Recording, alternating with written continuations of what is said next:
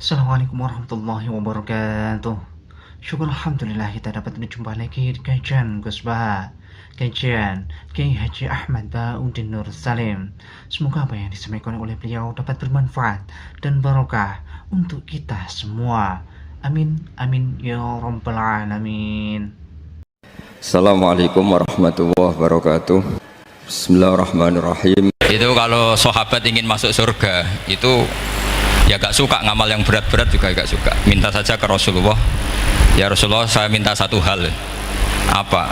As'aluka murafaqataka fil jannah. Saya minta supaya jadi teman engkau di apa? Surga. Tapi yang jelas Nabi tidak jawab secara gratisan. Nabi ngendikan fa'inni ala nafsika fi kasratis sujud. Kamu membantu saya, kamu harus memperbanyak apa? Sujud. Jadi kalau ada kiai dimintai saya ingin di surga sama engkau kiai, itu nggak boleh gratisan, harus fa'inni ala nafsika bikasroti sujud. Tapi saya ini punya ajaran yang sebetulnya agak sesat tapi masuk akal. Ini saya mohon karena saya memang punya bapak seneng guyon, punya Mbah Mun kiai saya juga seneng guyon. Karena beliau katanya gini, nak kiai raguyon kok dianggap gak bahagia aja. Sakit panitia dikira kurang sangu gitu katanya. Sehingga ajarannya beliau-beliau memang sementara orang Islam itu pokoknya guyon ketok bahagia dengan Islamnya, bahagia dengan Tuhannya, bahagia dengan nabinya. Qul bi fadlillah wa bi rahmati fa bidzalika walyafrah.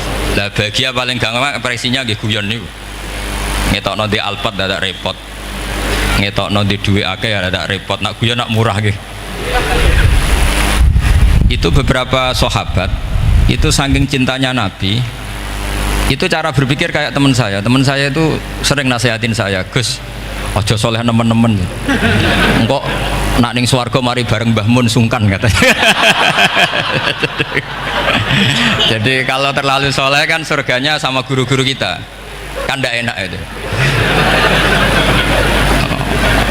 Kalian kalau di surga kan nggak kebayang mesti polanya kayak apa gitu. Lama punya istri tidak cantik, di sana apa? Cantik. Nah itu kalau jejer guru kan sungkan gitu. Jadi makanya kata teman saya, soleh pas-pasan ya Gus, ben swarga ini nggak sama siapa? Mbah Mun katanya, sungkan katanya. Nah ternyata pikiran itu juga ada di sahabat. Ya Rasulullah, saya puas-puaskan melihat engkau di surga. Kenapa? Saya tidak mesti masuk surga. Kalaupun di surga beda kelas dengan jenengan. Jadi para sahabat ya sadar kalaupun di surga beda kelas dengan jenengan. Tapi pelajaran yang kita bisa terima adalah bahwa semuanya itu harus ada amal kita. Sehingga Nabi ngendikan fa'inni ala nafsika bikasrotis sujud. Maka tolonglah saya untuk mengabulkan permintaan kamu dengan memperbanyak apa? Sujud. Saya akhir-akhir ini sering kampanye tentang sujud. Caranya gimana? Ini sekaligus untuk anak-anak PSQ utamanya karena yang mengkaji Quran. Kata ulama, mentahbib ya, menyenangkan orang kepada Allah itu butuh bayinah. Bayinah itu logika yang kebenarannya itu coro Jawa itu jelas welo-welo, sangat jelas. Namanya al-bayyinah. Saya ulang lagi ya, namanya apa? Al-bayyinah. Sehingga dengan logika itu orang yang kafir saja menjadi mukmin, yang fasik menjadi soleh, yang soleh bila ilmin menjadi soleh bil ilmi atau bil hujjah. Itu yang disebut Allah lam yakunil ladzina kafaru min ahlil kitabi wal musyrikina munfakkina hatta ta'tiyahumul bayyinah. Siapa itu rasulun minallah yatlu suhufam mutahharah. Jadi kemampuan argumentatif itu yang harus kita bela-belain. Saya di sini sangat terhormat karena saya bisa matur di depan Pak Kures. Saya dulu sering baca buku-buku beliau. Jadi saya nggak mungkin jadi pesaing beliau karena saya ini saya ngidolakan beliau. Jadi nggak mungkin jadi pesaing beliau. Tapi kalau mutammim ikut menyempurnakan keinginan besar-besar beliau mewujudkan Islamiyah wasatiyah, insya Allah diminta atau tidak diminta harus kita bantu. Harus apa? Nah, bayinahnya apa? Bayinahnya begini. Bayinah itu satu argumentasi yang jelas begini. Ada seorang ekstremis itu, singkat cerita mau ngebom tempat-tempat maksiat. Yang maksiat ini orang-orang Islam juga. Tapi saya tidak nuduh sampean, pokoknya orang-orang Islam juga ya. Terus ditanya sama orang yang Islam moderat, andaikan mereka nanti mati dalam keadaan demikian, aina masiruhum, lalu mereka kemana? Ya ilanar, kata. Karena mati dalam keadaan maksiat. Terus ditanya sama yang moderat tadi, moderat soleh maksudnya, bukan moderat liberal, moderat soleh. Karena orang kadang salah paham, moderat itu pikirannya terus liberal, tidak, moderat soleh. Terus kata si moderat tadi, akan ada lika muradan Nabi, apa umatnya masuk neraka itu yang diinginkan Nabi? Kaget si ekstremis tadi, kebetulan ini ekstremis yang masih mau mikir. Terus enggak, itu enggak yang digedaki Nabi. Kalau gitu ya jangan, kita tunggu tobatnya, kita proses bersama supaya mereka mau tobat. Karena dukhuluhum annar itu tidak muradan Nabi, tidak yang digedaki Nabi Muhammad SAW. Nah, cerita seperti ini tentu ada padanannya. Padanan itu artinya kias ya, kias dalam hadis sahih. Saya yakin hadis itu sahih. Kalaupun itu dhaif itu yata'ayyadu bi fatwal ulama, menjadi kuat karena banyak ulama yang fatwakan seperti itu. Saya pastikan itu diriwayatkan Qadhi Iyad dalam kitab Asy-Syifa, juga diriwayatkan Ihya, juga diriwayatkan di Hayatus Sahabah. Di situ ada sekian sanad sing yuqawi ba'duhu ba'dur. Kenapa ini saya utarakan? Karena di kota itu sanggeran wong hadis itu takokno sahih ta ora. Kadang sing takok ya ndak paham itu. Wong maca kitab ra iso kok takok sahih ta ora. Yang ditanya juga aneh. Terus berusaha jawab. Padahal kadang ya ndak bisa juga jadi. Di hadis itu ada penjelasan begini. Ada seorang Arabi itu orang Bedui lah, orang yang kurang peradaban. Minta sesuatu pada Rasulullah SAW. Karena Nabi itu tidak orang kaya, Nabi tidak jutawan, tidak hartawan, dikasih. Mungkin kalau uang sekarang mungkin 50.000 atau berapa. Orang itu gerutu senggerutu-gerutunya. Nabi kok pelit gitu, kira-kira seperti itu. Akhirnya sahabat ini merasa tidak nyaman, ingin, karena ini Arab ya, ingin mengadili ini. Saya membahasakan mengadili itu ya ada Arabnya, karena kadang ada riwayat misalnya fahamma ayyadribuhu, nanti juga repot, ayatuluhu juga repot. Makanya kalau ke Jawa itu kadang maknani bahasa Arab itu bingung, dan memang baik bingung daripada nggak bingung. Karena kalau yang nggak bingung itu keliru pede. Misalnya jika istri kamu agak rewel itu begini-begini gitu. Terus ada kalimat wadribuhun, maka pukullah. Itu kalau orang nggak bingung langsung diterjemah mukullah, nanti dilaporkan Komnas HAM gitu. Tapi kalau yang bingung itu akhirnya tatoluk mencari-cari. Ternyata di semua tafsir disebut dorban ghairu mubarrihin, ya mukul tapi yang tidak menyakiti. Jadi kekeliruan itu pasti dimulai orang-orang yang nggak bingung. Jadi ilmunya nggak cukup, akhirnya nggak bingung. Bingung itu penting. Loh betul, nggak ada orang alim kecuali dari bingung. Karena orang alim itu nggak bisa pede, karena referensinya banyak, kemungkinannya banyak. Sehingga mesti pikiran pertama kalau ada lafadz ini maknawi apa lafzi, ini mahmul apa enggak, ini mansuh enggak, ini muqayyad mutlak enggak. Ini sekaligus jadi pusat studi Quran, jadi supaya teman-teman memang seperti itu. Kata wadribuhun, maka pukullah. Saya masih ingat betul ketika Pak Quraisyab menulis di Membumikan Al-Quran tentang alak. Itu kalau orang ahli embriologi dimaknani alak segumpal darah itu mesti tertawa-tawa, karena nggak ada dalam proses embriologi orang lewat proses segumpal apa? Darah. Tapi kalau alak itu madatul kalimah dari kata aliko ya'liko alakon, sesuatu yang menempel, jadi zigot yang berhasil menempel di dinding rahim itu yang jadi anak, itu ya normal saja, memang itu terjadi.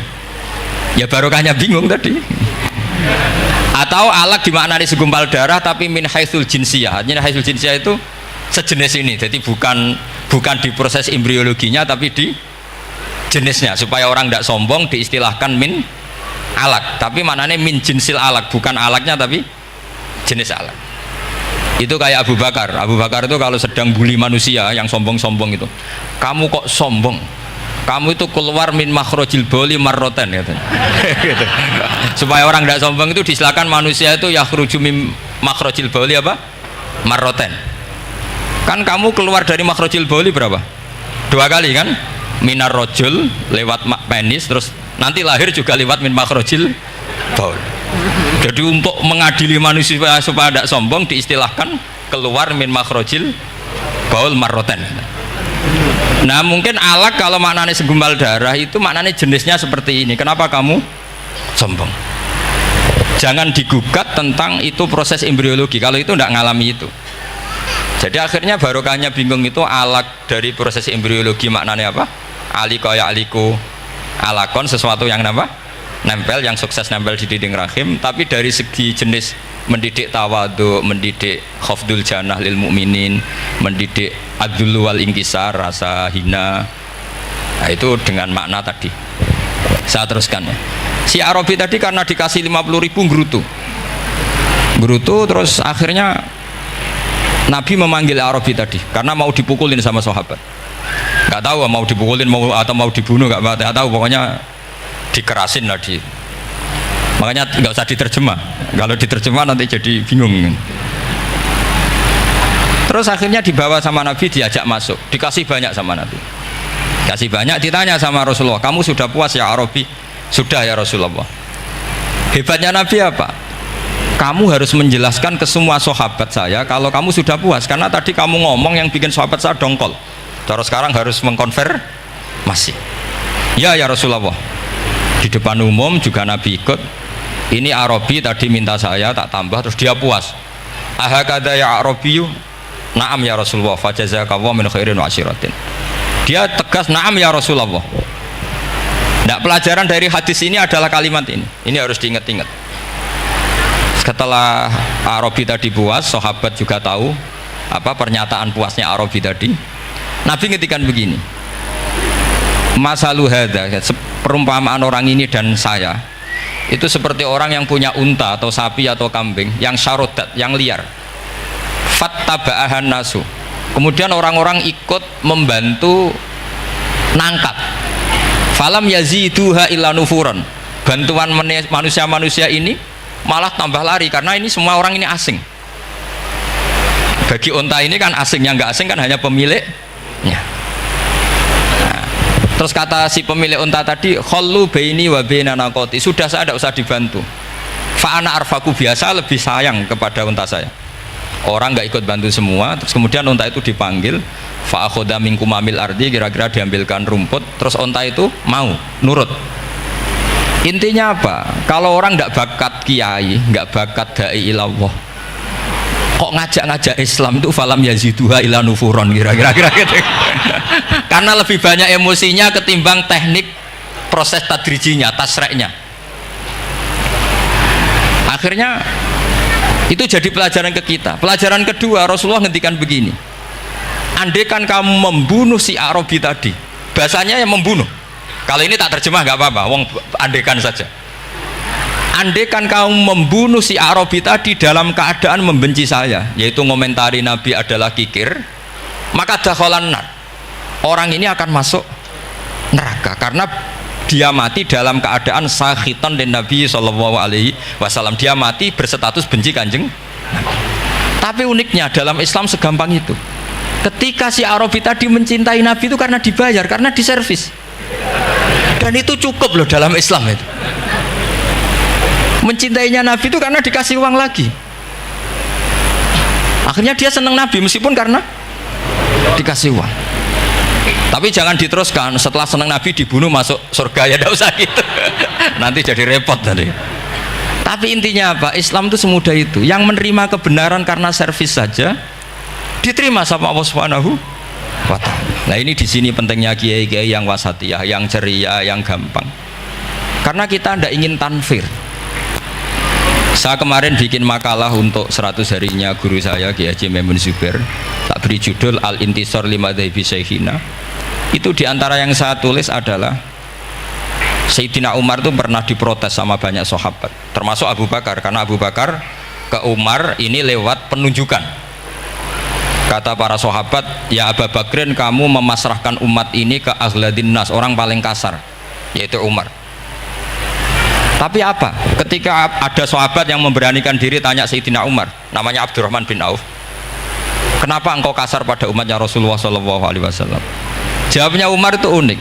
Fawwah, laqad lintu hatta khasyitu waha fil lain, walaqad istatatu alaihim hatta khasyitu waha fis syiddah. Fa'ainal makhraj. Saya ketika lunak sama manusia, sebetulnya saya juga takut Allah ketika ngambil sikap lunak, karena lunak itu dianggap pembiaran. Bagi orang yang salah paham, lunak itu dianggap pembiaran. Kamu punya ponakan yang sering pacaran misalnya atau sering nakal, kamu lunak, itu dianggap pembiaran. Pembiaran itu tidak mendidik.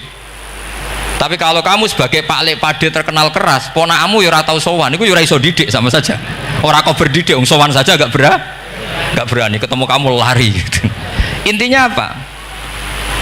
Terlalu lunak juga ada masalah, yaitu dianggap pembiaran. Terlalu keras juga ada masalah, kan hakikatnya nggak bisa didik. Orang-orang yang terlalu keras sama masyarakat ini kan nggak kau berdidik, karena wong roh wis melayu. Tapi nak terlalu apian, kayak kula ini nyongkomu ya masih tak barno itu. Itu kan ya repot kan. Sehingga ngendikane Sayyidina Umar, fawwah laqad lintu linnas hatta khasyitu wa fil lain. Ketika saya ngambil sikap lunak, sebetulnya saya juga punya khasyah karena dianggap pembiaran. Tapi ketika saya terlalu ekstrim, saya juga takut Allah. Jangan-jangan itu tanfir, menjadikan orang jauh dari orang-orang soleh, karena yang soleh terlalu keras. Fa'inal makhraj, lalu jalan keluarnya gimana? Ya jalan keluarnya tadi, wasatiyah tadi. Jangan lunak yang sampai pembiaran, ya jangan keras sampai orang tanfir. Ukurannya apa? Ya tanya anak-anak PSG nanti karena yang baru mengkaji apa? Wasatiyah. Jadi saya mohon referensi itu sebanyak-banyaknya, karena terus ada lagi, saya punya cerita, ada seorang wali yang kalau doa itu agak neror Allah. Tapi itu kalau nggak wali nggak boleh, harus jadi wali dulu baru boleh. Karena kalau wali itu keliru-keliru itu ya tetap sama Allah dibahasakan isek itu berontok. Enaknya kekasihnya Allah kan gitu. Makanya di antara doanya Habib Ali Al-Habsyi Sohibu Simti Duror itu doanya, tapi kamu tidak boleh melakukan doa ini, dosa. Kalau nggak wali dosa. Itu doanya gini, waj'al sayyiati man ahbabta. Jadikan kesalahan saya itu kesalahan orang yang kau cintai. Jadi kamane cara Jawa wis kadung disayang, salah-salah wis bener gitu. Jadi waj'al sayyiati man ahbabta. Jadi kalau orang yang sudah super itu salah wae dadi apik. Tapi ya tidak salah sampai kayak zina maling, itu parah itu. Ada seorang wali doa di depan Rasulullah itu gini, ya Allah, jenengan punya dua pilihan. Jika jenengan menjadikan saya orang soleh, surra habibuka, maka kekasihmu ini akan senang. Dan yang susah itu musuh kamu, yaitu iblis, musuh engkau. Tapi jika engkau ingin saya ini dolim, jadi orang dolim, yang susah itu kekasihmu, yaitu Nabi Muhammad SAW, yang seneng musuhmu, yaitu iblis. Mohon jenengan milih mawon, nyeneng no kekasihmu apa nyeneng no musuhmu gitu. Ya sudah, kan Allah tidak punya pilihan. Mana mungkin Allah ingin menyusahkan kekasihnya, yaitu kanjeng Nabi Muhammad SAW. Sama, semua ulama tidak ingin umatnya Nabi matu khinal maksiyah, mati dalam keadaan maksud. Maka kita berusaha semaksimal mungkin, semoga mereka tobat. Semua Quran itu la'allahum yarji'un, la'allahum yantahun, diharapkan mereka Allah yang Tuhan saja, yang al-ghaniyul mutlak, Allah yang al-jabbar al-qahhar saja, sama orang-orang yang asrafu ala anfusi masih dipanggil-panggil, wa anibu ila rabbikum wa aslimu lah. Allah yang Tuhan saja memanggil yang sedang di luar dipanggil masuk. Masa kita gara-gara soleh yang over, yang sudah di dalam mau dikeluarin? Itu kan apa-apaan itu. Makanya ini pasti tak dukung Islam Wasatiyah. Jadi saya dukung itu bihujjatin, bukan karena saya hormat Pak Kores orang sepuh, itu enggak. Memang bihujjatin. Kalau soal dukung karena orang sepuh itu etika namanya, apa? Etika. Tentu saya lakukan itu, pasti saya lakukan karena itu etika. Tapi lebih dari itu karena bihujjatin wadihah, bihujjatin bayinah. Memang logikanya seperti itu. Allah yang Tuhan saja selalu memanggil yang luar dimasukkan ke dalam. Masa yang sudah di dalam dikeluarin? Makanya kitab Ithaf, kitabnya Sayyid Zabidi itu, Sayyid Murtado Az-Zabidi, itu bab takfir, itu beliau ngeritik entek ngamek corong Jawa sampai sekian kuras. Sampai beliau mengutip fa innal imama la ayyukhti afil afi khairun min ayyukhti afil uqubah. Kowe de keputusan salah nyepuro luwih apik timbang salah nyekso. Nyepuro itu salah tetap bener. Tapi nak nyekso bener ya mesti bener. Fa innal imam la ayyukhti afil afi khairun min ayyukhti afil uqubah. Sehingga beliau terus hampir sekian kuras. Coba hadis di Muslim, di Sahih Muslim itu Usamah ya. Kalau di Sahih Muslim itu rawinya disebut Usamah bin Zaid.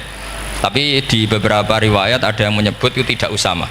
Sehingga banyak syarah mengatakan itu ta'addudul waqi'ah, memang kejadiannya dialami sekian sahabat. Itu ada perang gitu ketika musuhnya terdesak. Padahal musuh ini sudah memotong sekian tangan sahabat, ada yang sudah pernah bacok sahabat. Ketika terdesak dia mengatakan la ilaha illallah Muhammadur. Singkat cerita oleh Usamah tetap ditusuk sampai mati. Tapi sama Rasulullah ketika lapor, kamu membunuh setelah mengucapkan la ilaha illallah ya Usamah? Iya. Tapi innama qolaha muta'awwidan, dia mengatakan kalimat itu karena muta'awwidan, nyari perlindungan saja. Afala syaqaqta an batni, afala syaqaqta an qalbi. Sudah kamu lihat di dadanya. Kalau dia betul-betul ngomong karena mutawi dan jangan-jangan karena iman betul. Terus memangnya ketika kamu iman, orang-orang sahabat itu rata-rata kan pernah kafir. Memangnya ketika kamu iman tak curigai kan enggak? Langsung saya terima. Kenapa ini main curiga kira-kira? Sampai seperti itu. Saktinya kalimat la ilaha. Jadi kalaupun diomongkan mutawidan saja tetap sah. Meskipun ngomongnya hanya untuk perlindungan dari apa? Safe dari pedang. Malah ada riwayat lain yang menyebutkan itu tidak Usamah di tafsir Qurtubi itu yang ya ayyuhalladzina amanu idza darabtum fi sabilillahi napa fatabayyanu wa la taqulu liman alqa ilaikumus salama lasta mu'mina. Itu kalau di riwayat Qurtubi lebih ekstrim lagi. Si orang tadi tidak Usamah, jelas pastikan itu tidak Usamah, ada yang lain tidak Usamah. Itu bantah Nabi. Ya Rasulullah, andaikan belah dadanya orang itu saya belah, apakah kemudian saya tahu apa yang ada di hatinya? Jadi Nabi jadi dibantah. Ya rodok khawarid nih. Jadi Nabi masih dibantah. Kata Nabi, ya enggak, kamu tetap enggak tahu apa yang ada di hatinya. Loh, terus masalahnya apa? Masalahnya begini, setelah kamu belah dadanya, kamu tetap enggak tahu hatinya kan? Fala anta ta'lamu ma fi qalbi wala anta tusaddiqu ma fi lisani. Jadi kowe udah di wong kacau. Ngerti hatinya yang enggak, percaya lisannya juga enggak. Kan enggak ada hujah yang kamu ambil. Harusnya kata Nabi profesional dong. Nak roh hati ini rujukannya lisan.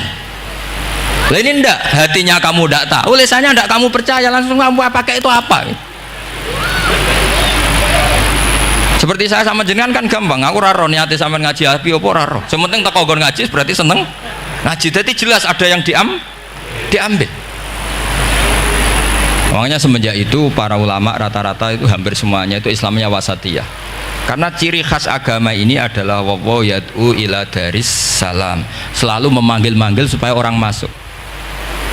Enggak ada ayat wallahu yukhriju min daris salam, itu enggak ada. Allah mengusir orang min daris, enggak ada. Nah, kalau sampean salahnya orang yang dicintai kayak Nabi Adam, nasib sampean. Nabi Adam itu salah karena makan apa sajaratil khuldi. Kata cerita-cerita gitulah. Nanti bisa diperdebatkan. Sajaratil khuldi itu nama larangan, itu nama salah sebetulnya. Nanti tanya Pak Kures, itu kan sebenarnya gini. Istilah khuldin itu bahasa setan. Hal adulluka ala sajaratul khuldi wa mulki la yabla. Jadi iblis itu goda Adam, kamu ingin mangan pohon keabadian. Jadi kalau kita istilahkan sajaratul khuldi berarti mengesahkan istilah yang dipilih setan. Jadi masalah. Makanya saya enggak pokoknya anut-anut umum wong muni sajaratul khuldi ya ikut sajaratul khuldi, tapi ini sebetulnya bahasa yang dipakai setan. Singkat cerita Nabi Adam itu akhirnya makan tapi tidak banyak, makanya sebagian aja diredaksikan dzaqo itu ngicipi. Makanya ada akala, berarti zauk juga disebut aklu, tapi aklu yang sedikit disebut zauk atau zako. Nah, ketika makan itu Allah duka, tapi duka be orang yang dicintai, diwarai. Cung Adam, kowe tak warai donga supaya tak sepuro. Jadi kaya anak apa minggat wong disayang, disangoni minggatlah tak sangon. Makanya waj'al sayyiati man ahbabta. Disangoni fatalaqa Adam min rabbih kalimatin fataba alaih. Makanya saya kalau baca ayat itu cek enak, jadi sangoni maca iki cung ya kok ben. Jadi minggat digani HP mbek dhuwit engko nek wis kepen mulai ya semulai. Makanya itu jadi Quran itu luar biasa. Akhirnya Nabi Adam yang benar diusir, tapi sudah bawa bekal, diwarai oleh pangeran. Nah ternyata apa? Maksiatu Adam itu maksiatu mu'azzimin, maksiatnya orang yang sangat menghormati Allah. Jadi kalau kamu ingin jadi wali itu pertama harus kamu berstatus al-mu'azzim, al-musabbih.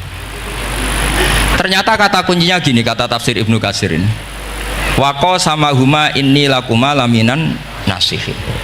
Saya ini kan muridnya Mbah Maimun, muridnya bapak saya. Kan nggak kebayang orang pakai namanya Allah kemudian dusta. Jadi Nabi Adam dirayu setan kayak apa itu nggak pernah tertarik, nggak pernah tertarik.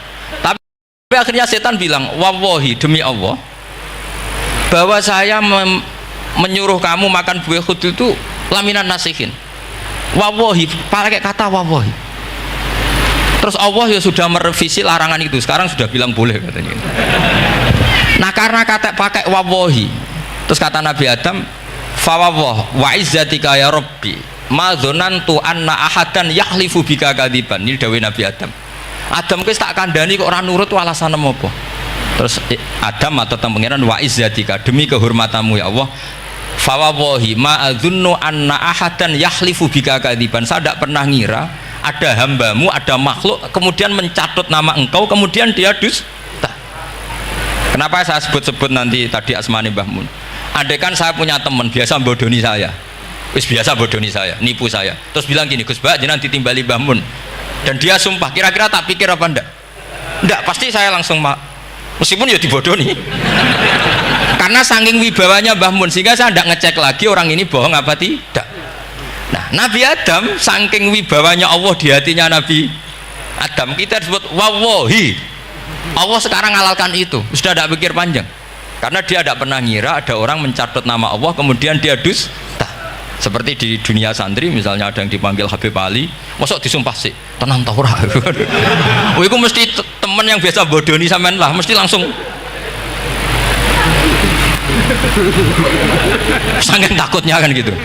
Sampean takut istri dibilangi teman, bojomu nelpon, wah langsung ulang. Itu mesti tidak dikonfirmasi lagi itu, saking takutnya itu. Nah Nabi Adam itu seperti itu, saking takzimnya kepada Allah sehingga ketika disebut wawahi, nah itu yang kata kuncinya waqo sama huma inni lakuma laminan nasihin fadallahuma bihur. Itu kalau sampean teliti, ini kesangannya Pak Kures pakai madatul kalimah itu kelihatan. Fadallahuma itu rujuknya ke iblis. Jadi Adam di situ korban terus. Kan waqo sama huma, iblis sumpah ke Adam Hawa. Fadallahuma, iblis menunjukkan Adam Hawa. Sehingga dia dua orang ini maksiat itu semuanya korban. Dia hanya sebagai objek. Kreatornya yaitu iblis.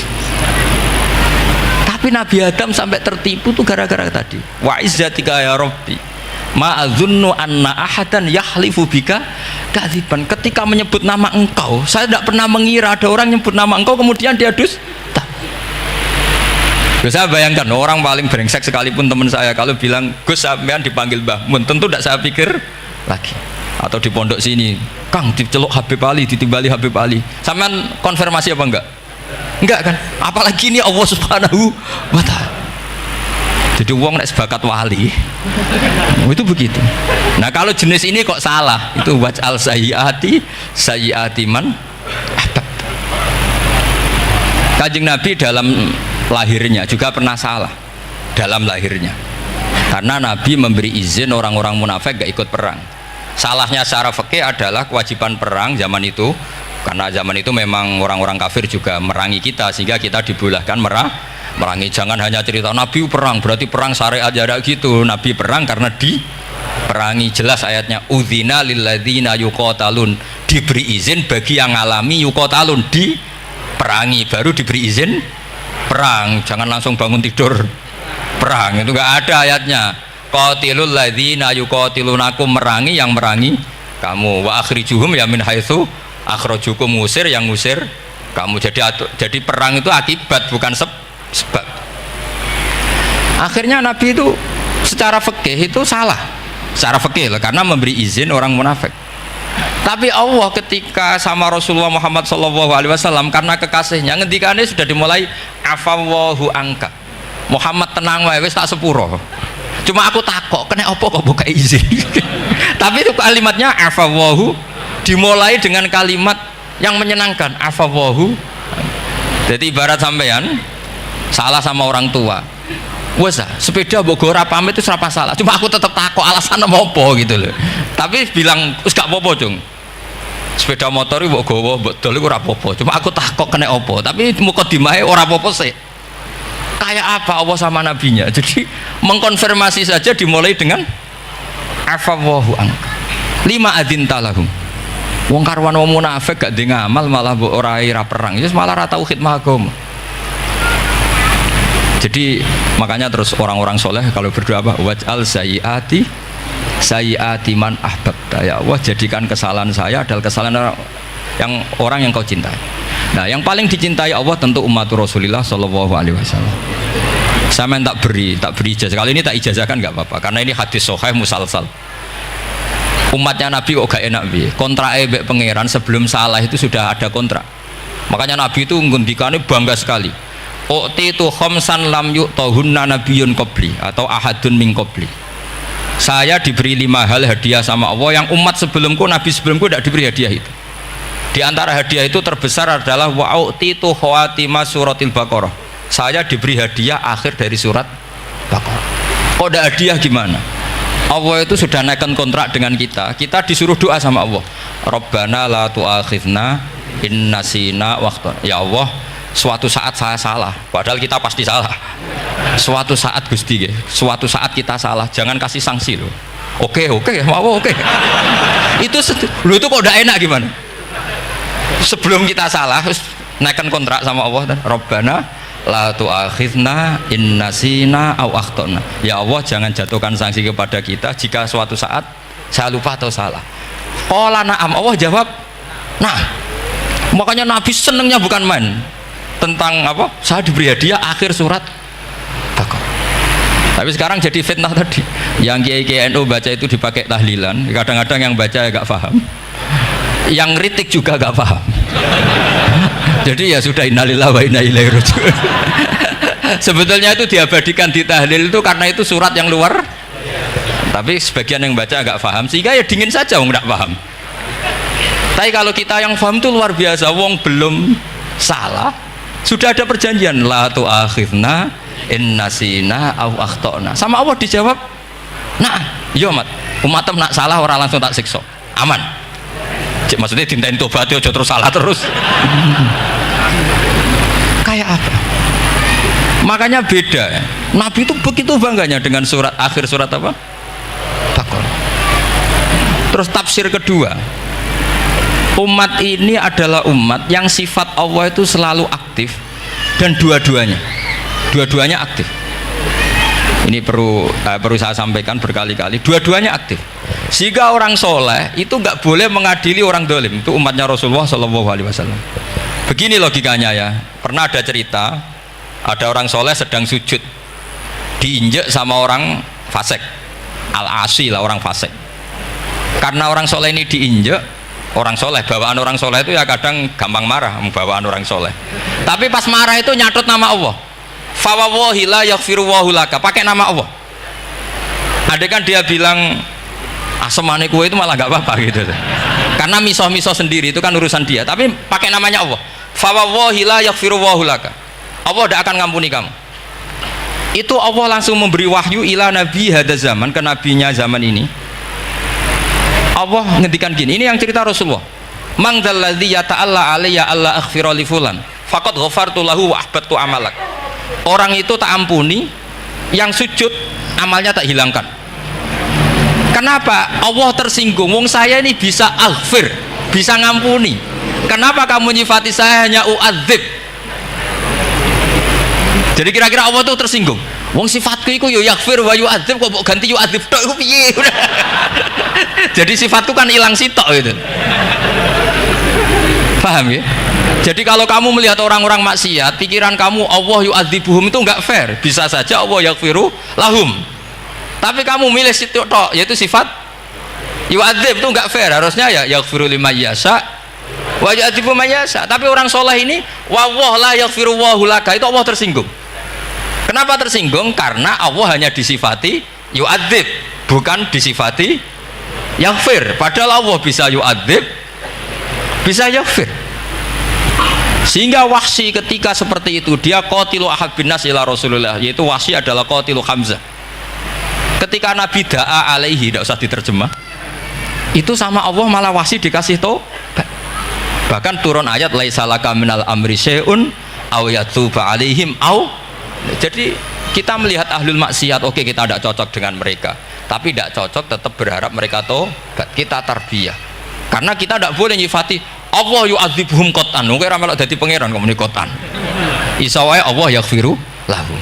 Itu pelajaran bagi kita. Jadi ternyata si soleh tadi ditegur sama Allah, kamu tidak bisa seperti itu. Mangdalladzi yata'alla alaihi, yata'alla itu corong Jawa sumpah serapah. Kok iso aku mbok sifati u'adzib tok, wong aku iso aghfir. Makanya di Quran itu ada wa yu'adzibal munafiqina. Ayatnya apa? Insya'a au yatuba. Nah, ini dalil-dalil napa? Kalau jenengan mendukung Islam napa? Wasatiyah. Jadi an ilmin. Jadi saya dukung gerakan ini, satu an ilmin, dua memang secara etika. Pak Quraisy itu orang sepuh, tentu pilihan itu setelah sekian baca tafsir, baca referensi, beliau seorang akademisi, profesor, doktor. Tapi saya tetap mohon dukung kita itu an ilmin, apa? An ilmin. Memang dari awal Allah mensifati dirinya bisa yaghfir, bisa yu'adzib. Kenapa kita memastikan yu'adzib? Wong Allah bisa yaghfir. Nah, dengan demikian kamu menetapkan sifat Allah dua-duanya. Jadi yang soleh ya tetap khawatir jangan-jangan ada masalah, yang fasik pun tetap ada harapan. Makanya masyhur dawuh Sayyidina Ali yang dikutip hampir semua ulama, apa? Ala unabbiukum fil faqih kullal faqih. Apa perlu saya ceritakan siapa yang ahli fikih sebenarnya? Apa kata Sayyidina Ali? Sebagian orang malah memarfukan ini ke Rasulullah SAW. Kalaupun ini tidak hadis marfu, dawuh Sayyidina Ali pasti tercermin dari keinginan Rasulullah SAW. Ketika Nabi ditanya siapa itu al-faqih kul al-faqih, atau Sayyidina Ali, malam yuknitin nas min rahmatillah walam yu'amminhum min makrillah. Apapun kondisinya orang, jangan putus asakan dari rahmatnya Allah. Sehingga Nabi itu pernah sangat serius ngadepi orang-orang fasik, tapi setelah dimultazam sama Allah ditegur, kalau kamu begitu rahmat saya, kata Allah, kamu batasi. Semenjak itu Nabi terus rileks. Dan Nabi kalau ibadah itu mesti milih yang paling gampang. Ma khayyara Rasulullah sallallahu alaihi wasallam amroini ilahtaron apa? Aisarahuma, pasti milih yang paling gampang. Termasuk Nabi unik itu tofa rohiban. Semua sahabat itu tofu musyatan, semua tawaf secara jalan. Tapi Nabi tofa rohiban. Sehingga kata ulama-ulama usul fikih, afdal mana? Ya afdal tawaf secara jalan, karena al ajur bi qadrit ta'ab. Tapi untuk Nabi itu afdal tofa rohiban. Kenapa?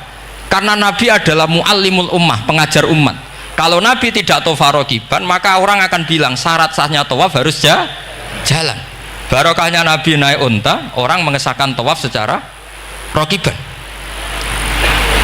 Tapi saya keterusan jangan nom-nom dong nganggo skuter kok teletabis. Ini kula ya ora cocok. Wah ya nak sing sepuh-sepuh itu cara kula berlebihan lah. Meskipun sah tapi kula nganti risih, debuan terbenturan itu. Yang disai itu. Mbok yo itibak Nabi itu paling enggak ya kesamaan sepuhnya atau apa Nabi kan. Ini ndak, yang penting sah apa? Wah repot ya. Terus bukti berdua gini, kalau Nabi itu ingin ibadah itu paling ringan. Suatu saat setelah Fathu Mekah, Nabi kayak apa rindunya sama Ka'bah al-Musyarrafah itu, sama Al-Ka'bah al-Musyarrafah. Nabi saking rindunya minta sama Abu Tolhah al-Hajabi itu. Minta Utsman bin Tolhah al-Hajabi. Utsman namanya itu. minta kunci terus masuk Ka'bah. Itu keluar dari khimah, itu Nabi senengnya bukan main, karena Fathu Mekah. Lebu Ka'bah senengnya bukan main. Tapi setelah keluar dari Ka'bah, itu kelihatan hazinan, kelihatan susah, tersiksa. Ditanya sama Sayyidah Aisyah, kenapa engkau gelisah padahal tadi kelihatan seneng? Wadidtu anni lam adkhul. Saya suka andikan tadi saya ada masuk Ka'bah. Kenapa ya Rasulullah? Jangan-jangan umatku ngira ini penting. Dan itu berat. Sampai jadi perdebatan ulama fikih, apakah sunat masuk Ka'bah apa enggak? Sebagian ulama bilang enggak, alasannya Nabi getun cara Jawa itu kecewa, nyesel. Kenapa saat tadi masuk? Jangan-jangan umatku nanti merasa itu keharu dan itu repot. Nah kita tidak usah dilarang, memang tidak punya kesempatan. Alhamdulillah. Dilarang nggak dilarang, sudah tidak punya kesempatan.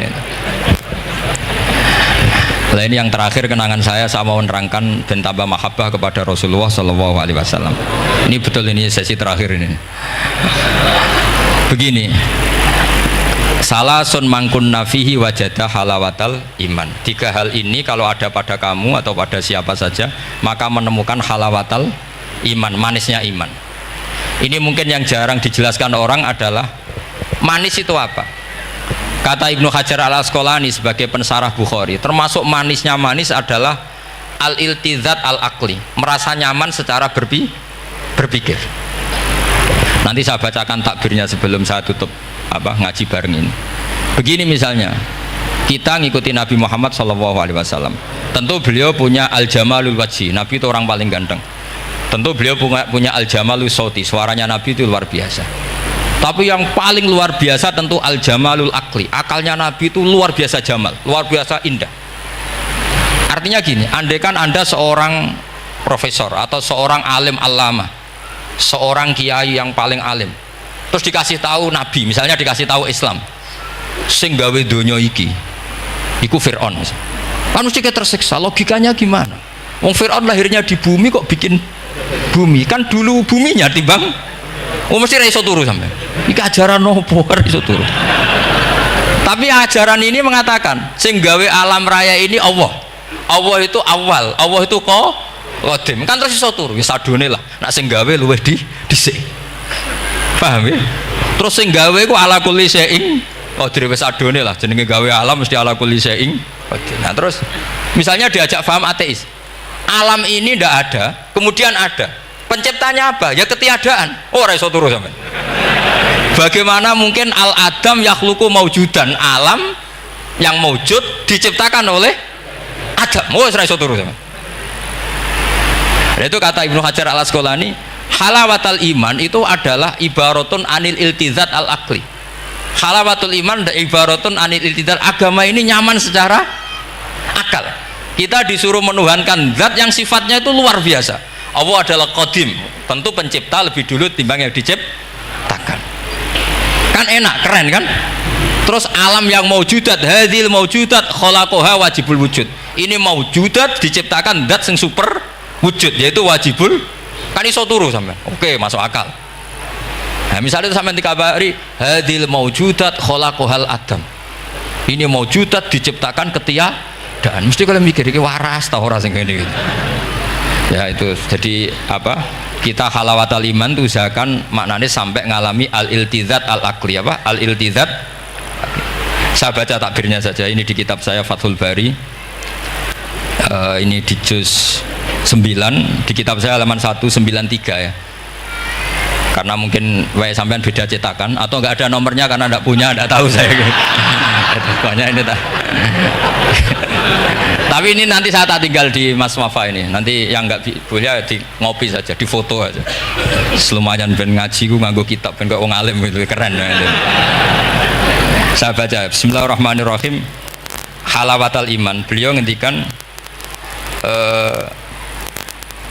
wa yaltadzu bidzalika iltizazan aqliyan. Jadi orang merasa nyaman secara iltizazan aqliyan, akalnya merasa nyaman. Idzil iltizat al-aqliyu idrakuma huwa kamalun wa khairun min haitsu huwa kadzalik. Jadi beliau mencontohkan gini, kamu disuruh minum obat, beliau contohnya itu kamu disuruh minum obat, tentu secara watak kamu tidak senang karena obat itu pahit. Tapi kamu merasa nyaman setelah sakit minum obat merasa nyaman karena ada harapan sembuh. Jadi watak kamu tidak seneng, lidah kamu tidak seneng karena pahit, tapi akal kamu seneng. Wah enak aja berarti suntik, berarti infus, berarti minum obat. Berarti itu namanya iltidzadzan aklian. Akal kamu merasa apa? Nyaman karena telah melakukan sesuatu yang sesuai akal. Tak baca ya, misalnya al murad bil hubbi huwa al hubbul aqli alladhi huwa itharu ma yaqtadi al aqlu salimu rujhana wa in kana ala khilafi hawan nafsi kal marid yu'afu ad-dawa bi tab'i fayanfaru anhu wa yamilu ilai bi muqtada aqli. Kayak kita sakit tentu dioperasi itu tidak senang, bayangno wedhus apa usus diedel-edel kan enggak senang secara hawan nafsi, paham ya? Tapi secara akal karena kamu divonis usus buntu, senang mana setelah dioperasi sama sebelumnya? Lah senang dioperasi itu namanya al-iltizat al-akli. Ini kata Ibnu Hajar al-Asqalani. Wal aklu yaqtadi rujhana janibi dzalik. Nah, terus saya teruskan. Idzil iltizat al-akli idraku ma huwa kamalun wa khairun min haitsu huwa. Jadi saya bayangkan, makanya saya kalau baca Quran tuh sering saya nangis. Misalnya tadi, am khuliqu min ghairi syai'in am humul khaliqun am khalaqus samawati wal ard. Masa alam raya yang wujud ini semua maujudat kemudian dirumuskan bahwa penciptanya adalah al-adam, kenihilian, nihilisme. Kebayang nggak sampai ini suatu ruga misalnya ono nabi terus congkoe kudu iman alam raya ini sing wujud diciptakno ketiadaan. Wes ra iso turu yakin ra bener itu. Tapi kalau nabinya bilang hadhil awalim atau hadhil alam khalaqaha Allah. Allah itu siapa? Al-Qadim wajibul wujud ala kulli syai'in qadir lahul asmaul husna lam yalid walam yulad walam yakul lahu kufuwan ahad. Oke, keren kan gitu. Lha iku jenenge al-iltizat al-aqli. Kalau kamu sudah ngalami seperti itu, wajada halawatal iman. Terus kata Ibnu Hajar al-Asqalani, terus wa yu'abbirus syara' yaitu Rasulullah sallallahu alaihi wasallam membahasakan al-iltizat al-aqli dibahasakan dengan halawatal iman. Jadi halawatul iman itu kamu harus ngalami al-iltizat al-aqli. Seperti misalnya dalam hukum sosial, kata ulama-ulama, laulam yakun maja'a bi Muhammadin dinan lakana fi aqlin nasi hasanan. Andai kan Muhammad tidak mengatasnamakan itu agama, akal pun mengatakan itu baik. Coba ajaran kita, ambek bojo sing apik, ambek anak sing apik, ambek tangga sing apik, itu kan enak. Coba kalau ajarannya gini, bojo taboki wae kesuwen, kan bingung, wah iki ajaran apa, kan kaget. Ambek tangga, oh sing kontel, gak ngono tidak kok. Oh, iku ajarane nabi apa ajarane ekstremis, kan bingung jadi. Jadi makanya laulam yakun maja'a bi Muhammadin dinan lakana fi aqlin nasi hasanan. Itu namanya al-iltizat al-aqli. Jadi saking pentingnya untuk bahagia itu sampai Allah itu kadang ngendikan hal yang enggak penting tapi menjadi penting karena untuk bahagia. Jadi kalau Allah tanya Nabi Musa ketika ketemu dipanggil itu, wa ma tilka biyaminika ya Musa, yang kamu bawa itu apa? Padahal ketika dipanggil itu kagetnya bukan main. Misalnya pegawai UI dipanggil rektor itu kagetnya bukan main. Bawaannya rektor itu mesti nyalahkan. Mesti pikirannya orang itu mesti ketua badan wakaf ya sama. Mesti mau negur atau apalah. Nah, bawaan orang dipanggil atasan tuh grogi, maka Allah ngendikan yang rileks. Kamu bawa apa? Yang kamu pegang tangan kanan kamu itu apa? Masa Allah tanya sekedar gitu kan karuan. Wong kita manusia aja tahu yang dibawa Musa itu apa kok Allah malah tanya. Banyak analis, banyak mufassir, banyak ahli hakikat yang berpendapat Allah itu menghilangkan groginya Nabi Musa. Sehingga tanya yang ringan. Jadi saya mohon ini pimpinan di sini juga kalau tanya anak buah yang ringan-ringan. Wes sarapan. Jadi kalau sosokan disiplin itu bukan sunnatullah, saya jamin itu. Apalagi tanya saya, kenapa Gus terlambat? Mulai saya pulang gitu. Tuhan yang Tuhan saja sebaik itu kok rektor sama badan wakaf kok sekeras itu gitu. Jadi ini bukan gojlok supaya jadi orang yang dekat Allah gitu. Jadi ditanya, wa ma tilka biyaminika ya Musa? Kamu bawa apa ke sini? Yang di tangan kanan kamu itu apa? Nah, bisa jawabnya ya lucu ya sederhana. Ini tongkat Gusti. Tak pakai menggembala kambing, tak pakai ini itu. Bisa masih bilang dan lain-lain. Kayak laporan keuangan dulu kalau susah nerangkan itu dan lain. Terakhir ditutup waliya fiha ma'aribu ukhra dan masih ada lagi yang lain. Di depan Allah. Kamu lapor audit di badan wakaf. Diterima enggak laporan lain tadi? Ini teman saya lama ini. Saat di UI itu sudah lama, cuma inginnya dikenal Allah, tapi sekarang malah dikenal rektor. Aduh, repot agak. Saya dulu dari anak Profesor Zaini itu mulai 2000, tahun 2000. Dekat sekali dengan saya. Sering ke rumah saya, ke kontrakan saya, karena diskusi tafsir. Dan saya ikhlas sekali, tidak ingin dikenal rektor, badan wakaf siapapun. Karena keluarga saya itu, bapak saya itu wali. Jadi kalau wali itu kepinginnya dikenal Allah. Tahu-tahu diturunkan derajatnya, disuruh kenal rektor, kenal badan wakaf. Jadi ini ada pemakhlukan. Ya, ada pemakhlukan. Turun dulu baru naik. Iya. Jadi saya artinya gini, saya di sini itu sohibul bait. Jadi tadi Mas Majdi itu keliru kalau nanti saya ngisi. Saya ini sohibul bait, nanti yang ngisi ini. Maksudnya seperti itu maksudnya. Jadi, karena tuan rumahnya saya Pak Wardono. Ya, ini tamu ya. Tapi ternyata pemakhlukan itu penting. Di dalam ilmu tafsir, di antaranya itu dikenal namanya tanazzulatul maulah. Allah itu menurunkan martabatnya. Allah sebagai Tuhan tentu tidak pernah menghutang kita, tidak pernah merasa dikasih, karena semuanya itu milik Allah. Tapi Allah untuk memotivasi orang amal, itu ngendikan Allah, manggalladzi yuqridu waha qardan hasana. Siapa yang mau menghutangi saya? Allah itu tentu tidak butuh hutang kita, karena kan semua milik kita itu milik Allah. Tapi supaya orang termotivasi amal, merasa superior, merasa heroik, saya mau menghutangi Allah, saya mau menolong Allah. Padahal Allah huwan nasir, Allah ni'mal maula wa ni'man nasir. Tapi Allah mengistilahkan dirinya intan suruwaha, jika kalian menolong Allah. Wahal yahtaju ilan nasri, tentu tidak, Allah tidak butuh pertolongan kita. Tapi itu tanazzulan. Allah yang Tuhan saja menurunkan derajatnya untuk komunikasi dengan manusia. Artinya kalau saya makomnya sudah fana, kenal Allah, saya juga ikhlas turun derajat kenal rektor gitu. Jadi itu insya Allah tidak masalah. Gitu. Ben sampean pernah dengar ilmu hakikat memang gitu. Jadi saya ini memang sudah sering cerita ke Pak Fajar, Pak Sadeli, Pak Junaid. Saya ini sudah daftar, ingin jadi resi lah. Saya sudah nggak pernah keluar-keluar, saya di rumah ngaji. Tapi ngaji kalau ngaji terus ya. Saya belum pernah enggak ngaji. Satu hari minimal ngaji 4 kali. Ngaji fikih yang saya sering itu fikih karena Mbah Bahasa emang ahli usul fikih. Dulu pertama Profesor Zaini melibatkan saya ini cerita ke Mas Majdi itu gara-gara beliau itu profesornya itu sastra, adab, di Al-Azhar itu adab. Iya, Zaini. Orang tua dari rektor. Nah, karena jurusannya adab, beliau memang pakarnya kalau menghaluskan bahasa. Tapi masalahnya di Quran kan banyak fikih juga dan beliau cari ahli fikih. Singkat cerita, entah gimana ceritanya Allah yang mempertemukan ketemu saya. Nah, kenapa kita butuh fikih, tidak sekedar kesusastraan atau ilmu adab?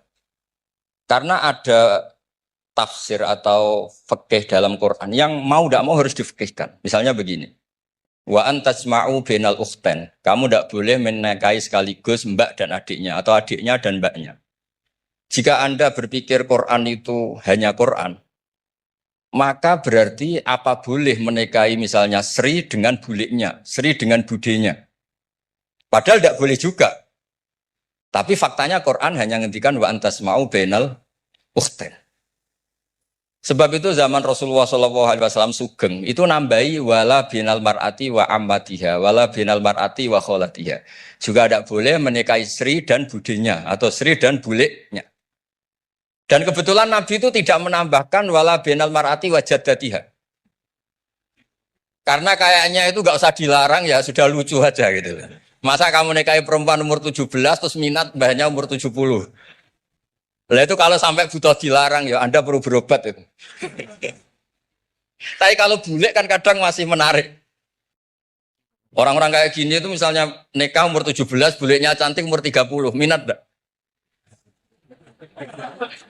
Jadi artinya butuh dilarang untuk tidak minat itu butuh dilarang. Tapi kalau mbah Kok ditakok? nah ngono kok ditakok. Ini pakarnya. Ini tetangga saya orang Bojonegoro. Dulu benderanya Profesor Zaini juga. Artinya andikan tidak ada usul fikih ini mimbabi itlaqil ba'di wa iradatil qul. Meskipun usul fikih itu yang menginduk ilmu balaghah, ilmu ini itu. Jadi Allah menyebut benal ukhtain artinya diganti benal mahromain. Jadi ukhten itu ibaratun atau itlaqul ba'di, yaitu ukhten mewakili kata mahromen. Dua perempuan yang punya hubungan mahram tidak boleh dinikah bersamaan untuk orang-orang yang poligami. Ini penting supaya semua tafsir juga gitu. Lafat-lafat yang ada mahdhufnya itu kita jaga. Baik itu secara keilmuan maupun secara fikih. Keilmuan misalnya begini.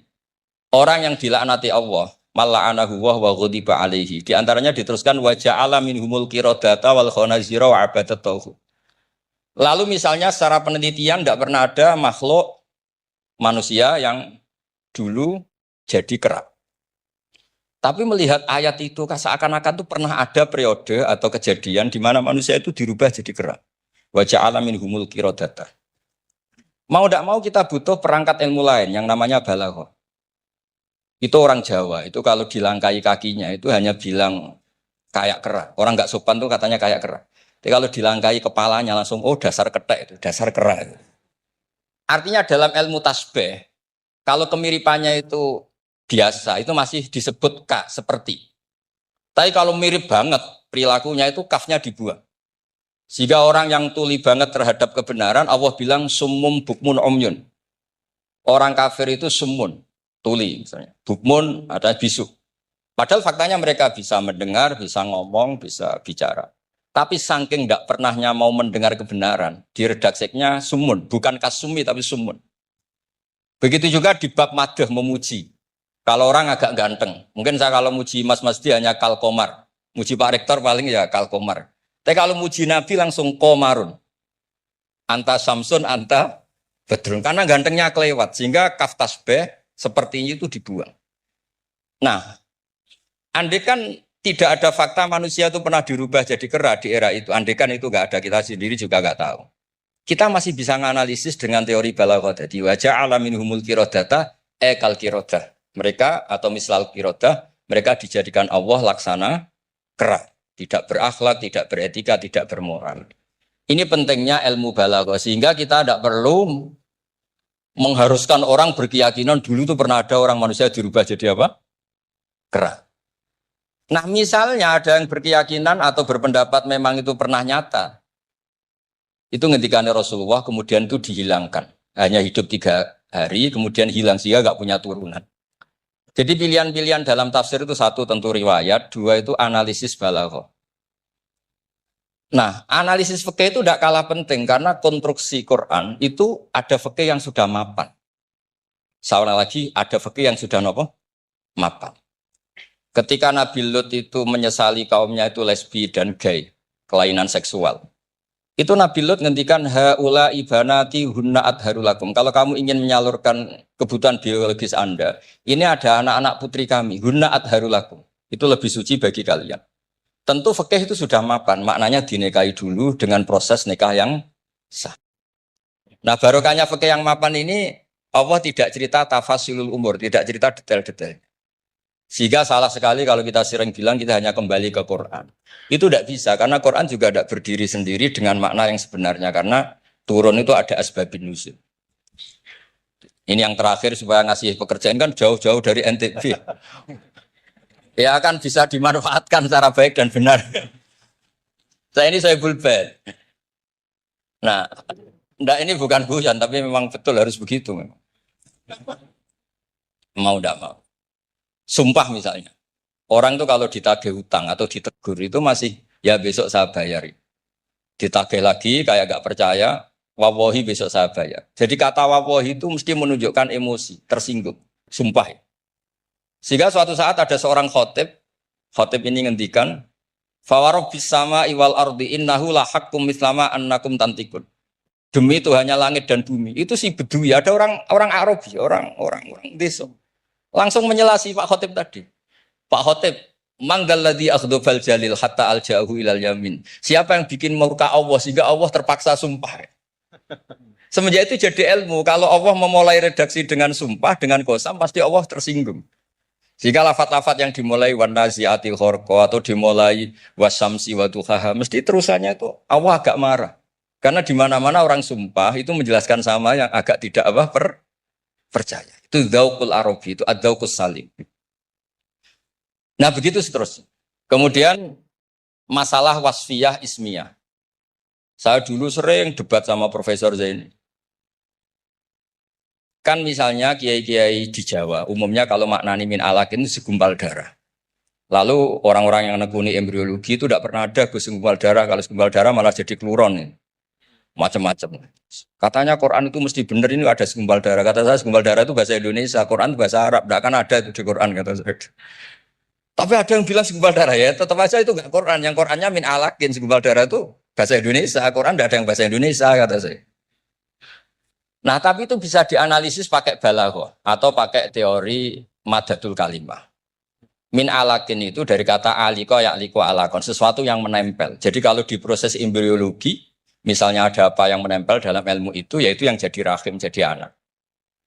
Sahabat beriman yang dirahmati Allah Subhanahu wa Ta'ala, Kiai Haji Ahmad Bahauddin Nur Salim atau lebih dikenal sebagai Gus Bah, lahir 29 September 1970, merupakan penceramah yang berasal dari Rembang, Jawa Tengah.